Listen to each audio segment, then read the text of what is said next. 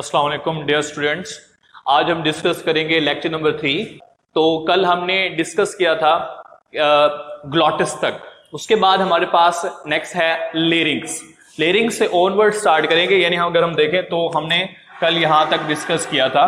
Next हमारे ये part है, इसका नाम होता है लेरिंग्स। ठीक हो गया।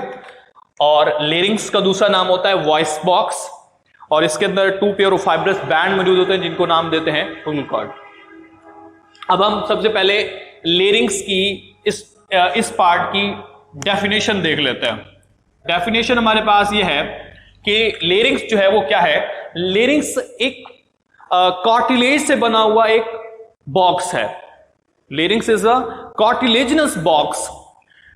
और इसके बाद ये क्या है, ये प्रेजेंट कहां है? ये प्रेजेंट है बिटवीन ग्लॉटिस एंड ट्रैकिया, यानी विंड पाइप और ग्लॉटिस के दरमियान में, ट्रैकिया के अपर साइड पे ये हमारे पास जो पार्ट है, इस पार्ट का नाम होता है लेरिंग्स या वॉइस बॉक्स कहते हैं। ये हमारे पास एक पॉइंट हुआ कि ये बॉक्स है और किससे बना हुआ है? कार्टिलेज से बना हुआ है। लोकेशन क्या है? प्रेजेंट है बिटवीन ग्लॉटिस एंड ट्रैकिया। तीसरा पॉइंट इसके अंदर हमारे पास होता है, इसको हम नाम दूसरा क्या देते हैं? इसको हम नाम देते हैं वॉइस बॉक्स। वॉइस बॉक्स मतलब वो बॉक्स जिसके जरिए हम बोल पाते हैं, जिससे हमारी साउंड प्रोड्यूस होती है। How sound produce? साउंड इसलिए प्रोड्यूस होती है क्योंकि इस पार्ट के अंदर मौजूद होते हैं 2 पेयर ऑफ फाइब्रस बैंड। इसका नाम होता है, इनको कहते हैं vocal cords. 2 pair of fibrous band that are stretched around to each other when the air pass through them। जब इसमें से एयर पास होती है तो ये हमारे पास इस तरह से मिलेंगे, इस तरह से। और जब उसमें से हवा गुजरती है ना, तो ये आपस में वाइब्रेट करता है और वाइब्रेशन के जरिए जो साउंड प्रोड्यूस होती है। ठीक हो गया। इसलिए हम इसे कह सकते हैं वॉइस बॉक्स भी कहते हैं। और हम इस तरह से हमारे पास लेरिंग्स के अंदर 3 पॉइंट हो गए। Number 1, what is larynx? Number 2, what is voice box? And number 3, what is vocal cord? What are the vocal cord? What are the functions of vocal cord? Clear? उसके बाद हमारे पास है, अब एक साइड बॉक्स है हमारे पास, उसको हम क्या कहते हैं? How speech is produce.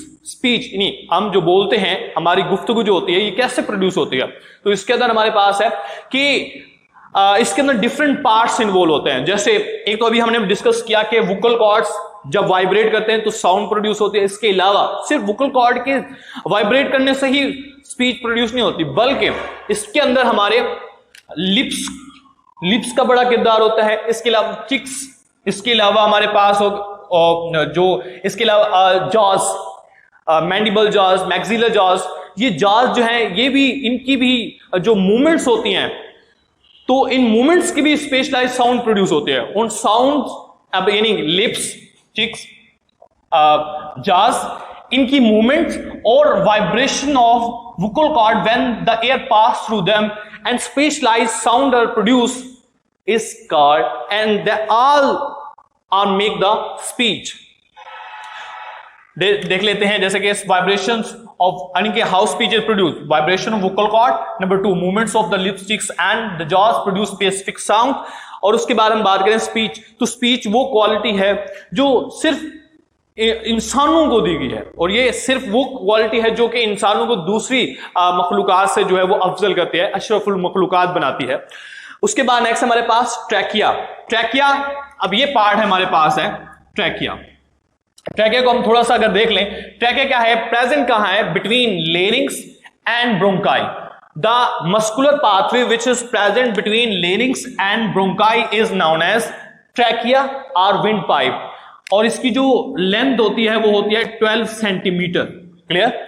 और इसके बाद इसके अंदर सी शेप कार्टिलेजिनस रिंग्स मौजूद होते हैं। सी शेप यानी अगर हम इस तरह से देखें तो हम इसको उलट कर देते हैं, तो इस तरह से सी शेप कार्टिलेजिनस रिंग्स मौजूद होते हैं।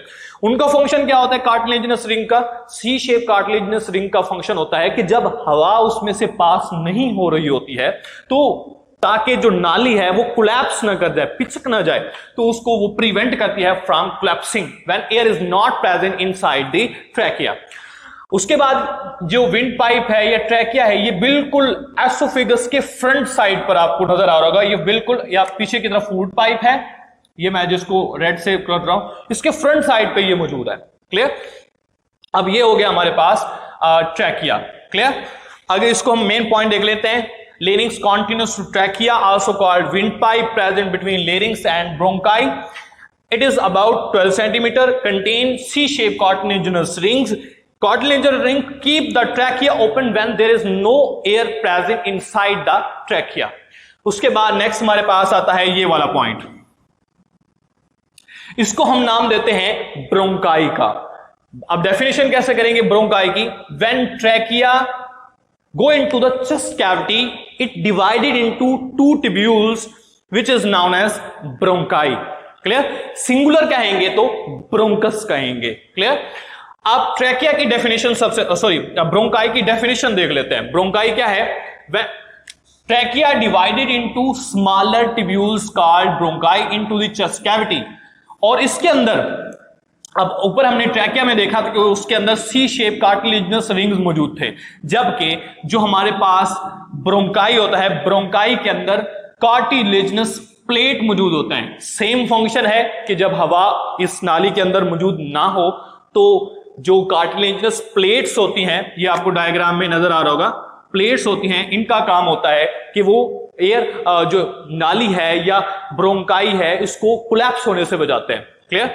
उसके बाद नेक्स्ट हमारे पास है, अब जैसे ही हमारे पास ब्रोंकाई डिवाइड होती है, स्मॉलर डिवाइड होती है, तो फाइन ट्यूब्यूल्स में चेंज हो जाती है। तो उन फाइन ट्यूब्यूल्स को हम नाम देते हैं ब्रोंक्यूल्स का।